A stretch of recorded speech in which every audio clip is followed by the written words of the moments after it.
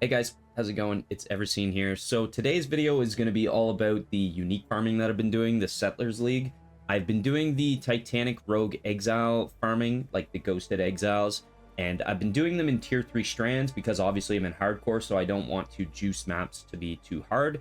You can do this in like T6, I believe some of my guildmates have been doing that. T7s though is probably what you want to be doing if you are feeling adventurous.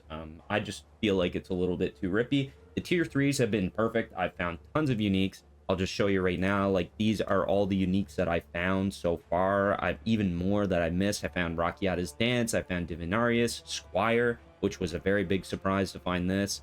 Kitava's Feast, Covenant. I found like 2 Shavs, 2 Anathemas. I don't have the, yeah, Anathema right here. 3/4 Vows, like a Doriani's Prototype, 3 of these. The other one's on another character. Astral Projector, I found like 3 or 4 Ralikesh now. So the strat works. You do find tons of uniques. You're just not going to find the infamous Mageblood or Headhunter if you're going to do my version of the strategy. So basically, that's the disclaimer, is you're not going to find those 2 items if you're going to do tier 3s. I chose tier 3s because they're just easy, and I really don't feel threatened when I'm doing the maps. I chose to do a Gladiator because Gladiators just really busted this league with block. I'm using the Shaper Shield for recover 4% of life when you block, which gives us a really good amount of sustain when we're getting shotgunned by these exiles or just mobs in these kind of juiced maps. I don't dip, really. Like, the only time I dip is when a Flame Blaster Rogue Exile, he like hits me with a big hit that I don't block. But yeah, I also have like 6 endurance charges and like a decent amount of armor, 15k, but like with all flasks, 22k armor. I mean, it's okay. And then Seismic Cry I'm using for more armor. Anyway, enough about like the defenses of the character. I'm just trying to show you that I am decently tanky, even though I'm doing tier 3 maps. I could probably push to try T7s, but I don't know if I'd have enough damage. That's the only issue. So yeah, this character, block, super good. The other thing about block that's really nuts is that it enables us to kind of push Magic Find into our character where we normally wouldn't be able to because we just have so much ridiculous sustain. So this guy is using an item rarity support. He's using the suffix on the helmet. I'm using Eventers, and it has 45% increased rarity, and then I'm also using Abiscos as well as a Gold Flask. So the Gold Flask, right now 45 is showing Venters. So when I use my Gold Flask, I have 105% increased rarity, and then obviously add the 69 and the 45, that's like around 210 rarity or something like that, right? So, and then that's not like including Bisco's Leash, so, you know, we also get a ton, and we'll stack up to 1,000 kills on Bisco's Leash every single time if you just do it correctly. So we're getting about 250%-ish rarity. When I get a really good Rogue Exile map with a ton of Giant Exiles, I do drop pretty frequently tier 1, tier 2 uniques. So anyway, really good strategy for this. I've been doing this for, you know, probably a month or a little bit more now, so I've obviously gathered up a lot of uniques doing this. It's also just a really good way to get gold. Some maps, you come out of the map, you have, you know, 60k gold. Some others, you come out and you have 100k gold. Alrighty, so this is how I was getting my 8-mod maps. So basically I was favoring all of the, like, slots as Strand. Taking all my Void Stones out because Strand is a natural T3. And then I was doing these Dark Forest maps. I could actually, like, 8-mod them and then just do them myself. Just to, like, get a lot of, like, Strand maps from them. And I was doing... I'll post, like, the Scarabs of what I was actually using on the screen. But yeah, basically I'm just doing Dark Forest here so that I can get Strands easier because it's an adjacent map. Now, these are the Scarabs that I'm using. It worked really well for getting 8-mod maps. From this map alone, I think I got like an inventory of maps, which was kind of nice. There are other strategies to get them. I just was doing this to get an 8-mod map quickly so that I could just run it and then get like regular maps from running the zone with the 8-mod map. And then I basically just alp and chisel and bow them myself. So as you can see, like you get tons of maps doing this. You're not going to get Strand. You could do Singular Focus as well if you really wanted to. I just leave it off and I just run it because like then I just get more maps, I guess. I don't know. I just, in case I ever want to use the maps, it's just nice to have them. But yeah, all these packs will like have a chance to drop a Strand map. So I come out of this map with like probably like 8 or 9 Strands. So you want to do this. I also found this blood notch, which was kind of funny. So yeah, you basically just want to do this if you want. I mean, I don't know of any other easier way to get 8-mod maps. This is pretty simple to me. And yeah, you just kind of use these 8-mod maps, like the Strand ones that you drop, to farm out regular maps to Val and Fizzle and stuff yourself, so that you're getting more quant and rarity out of those maps to do the Titanic strategy with. Like here you can see like my whole inventory is full, right? So I can use these Strand maps now, and I also dropped like some regular Strand maps, so I can actually Alp and Val them myself and hope to get 8-mod maps. The mods that I'm not running are like Reflect Fizz. I'm not running Reduced Chance to Block and like Monster Still Charges. Basically everything else is game on for my build. So if you're interested in playing the build, I do have a guide for it, so you can see that as well. Alright guys, so the Scarabs are as follows. I'm going to be using 1 Titanic Scarab, and then I'm going to be using 1 Legend. We don't really need to use 2 of these. You can, but I mean, I can't sustain that in SSF, so I'm only using 1. And then you could use 1 Anarchy Scarab and 2 Gigantification, or use 2 Anarchy Scarabs and 1 Gigantification. So I was doing 2 of the Anarchy ones and 1 Gigantification before, but I found that like you don't really see Gigantic guys that much. So having 2 gives you 60% chance instead of 30%. So that's going to be, you know, a lot more often you're going to see them. We run Anarchy on the map device, so we are guaranteeing Rogue Exiles that way anyways, and as well as the Atlas. But like this node here for Ruckus, it says your maps have an 8% chance to contain 20 additional Rogue Exiles, is like really, really good for when you do actually proc the 20, because you have a 60% chance on every single one of those Exiles to be Giant. And you really only want the Giant ones, because the Giant ones are what's going to give you those gold explosions and also those unique explosions. And you also just want those in your ritual altar, so you pretty much just want to hunt for gigantic guys instead. All right, so I figured we would go over the Atlas tree before I actually get into like the mapping example and kind of explain some things about the strat. So first off, what we're going to do is we're going to grab all the exile nodes. So we'll just cover like one mechanic at a time kind of thing. Yeah, self-explanatory. That's what we're trying to kill, so that's what we want. Then we're going to path up and we're going to grab all the ritual stuff. So we want 100% ritual chance. As you can see, every single spot, I've grabbed it. The reason is because you want the gigantic exiles to be in the ritual altar, because if they are, then that's a good thing, and I'll explain that after. But basically, we want 4 altars, so path up here and grab that. You want to make sure there's always 4 altars. And then we are also doing Delirium. So Delirium is really good for just base item rarity and quantity. Like it just, I don't know, it gives a bit better loot when you do Delirium. So in my experience anyway. So I'm going 100% deli chance. So here we're grabbing like this node, and then I'm grabbing these 3 up here for just the 100% mirror. I did not pick Unending Nightmare. Like you could if you wanted, but I feel like that would just make it more rippy, and why would you bother? So I just went for, you know, the chance here, and then I took all these like to make Delirium last longer nodes, just because I'm not super good, and if I don't have a lot of damage and a Rogue Exile is super tanky, then it's just going to be better for me if Delirium lasts. The idea is you kind of want to go through the entire map, go do the rituals later, but you want to get to the boss and then hopefully kill the boss with Delirium active, because the bosses in the map actually give the most uniques. They give like a ton of uniques. So and that's just because bosses in the game generally have more increased item rarity and quantity built into their model. So yeah, Deli we want Rogue Exiles. I went for a bit of Scarabs. You don't have to do this if you don't want. I did it though just because I had extra points, and I went, you could do like Shrines if you're struggling, you know, to get a bit more power. Yeah, I went for this, like get the Anarchy and Reliquary Scarabs, like in case I drop Scarabs, like I might sustain a Scarab in a map or something. But yeah, like I just threw nodes everywhere for Scarabs, like nothing crazy. The next thing too is like increased explicit modifiers. We want increased explicit everywhere on the tree that we can possibly get. So that's there, that's up here, that's over here. The whole top hat we want, just because increased explicit modifiers gives you more quant and rarity. And we are also taking the full quant and rarity wheel, and then I just path through Harbinger, because if you see one, you can actually kill the monsters. So all the quant, all the rarity, all the increased map explicit, obviously. and that'll make your maps a bit hectic, but it is really good to do so. Another thing too is you cannot take this node, but chiseled perfection is really good for if you have your maps valved and out yourself with the chisel that we were trying to do, because it actually gives you 3% increased effect of explicit modifiers in your map per 5% quality. So we're getting another 12% increased effect, which is really, really good for quant rarity. So I have this allocated, and we're trying to do maps that we've chiseled and out ourselves.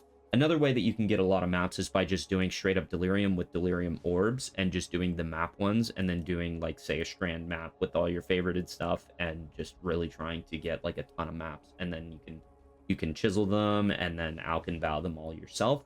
But I just went for like the 8 mod Scarab because it was just simple and easy to get it. So that pretty much sums up the whole tree.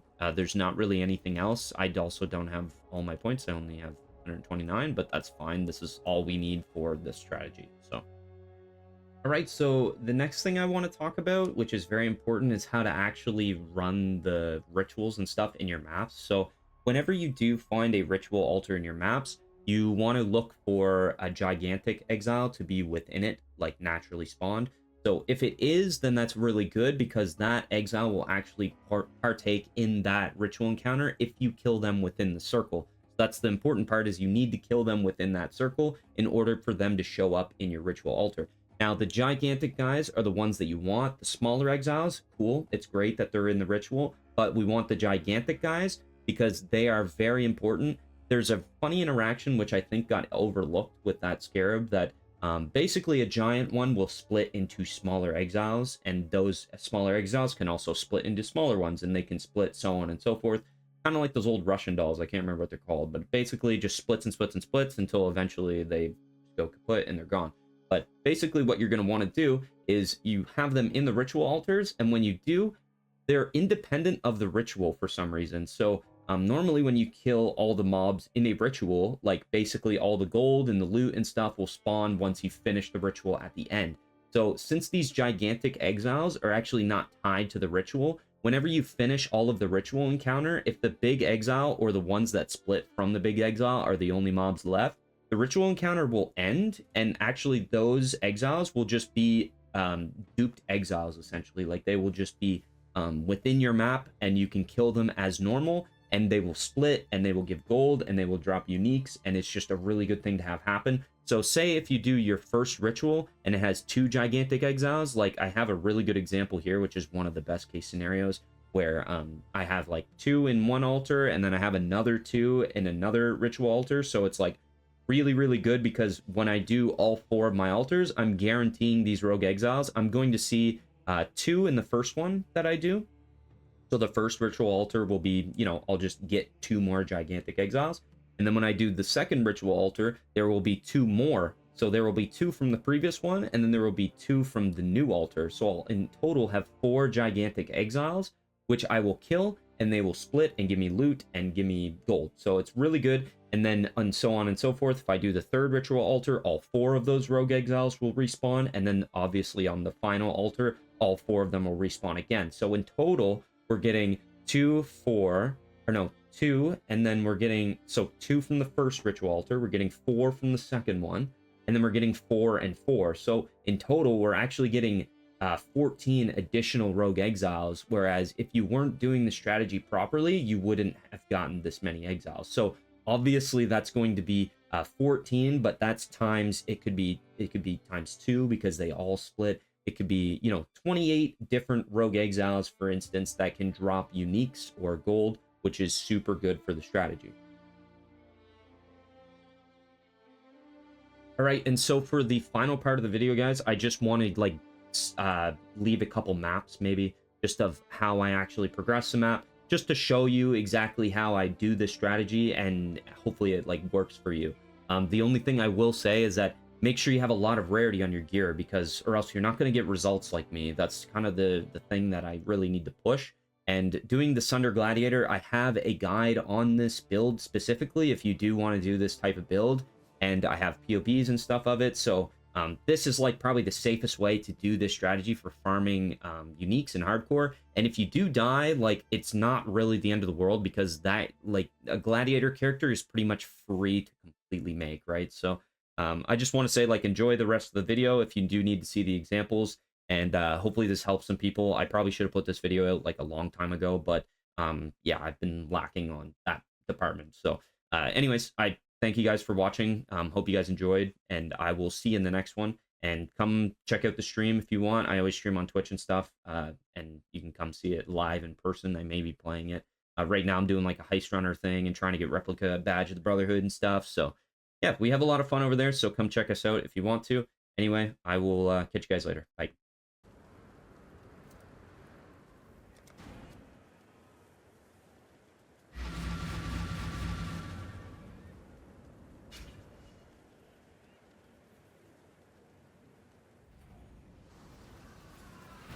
They're getting closer.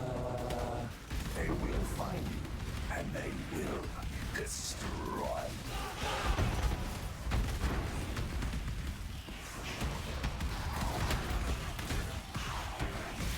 Approach, challenger.